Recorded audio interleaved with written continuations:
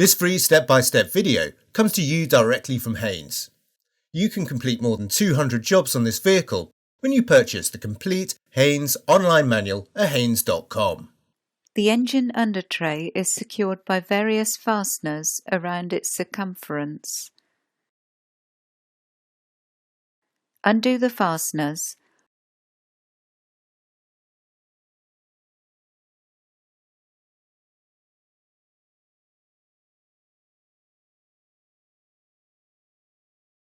Then pull the undertray rearwards and remove it.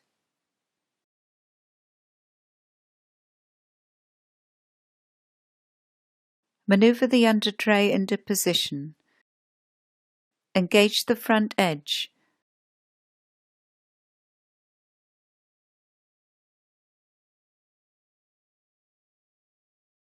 Then refit the various fasteners and tighten them securely.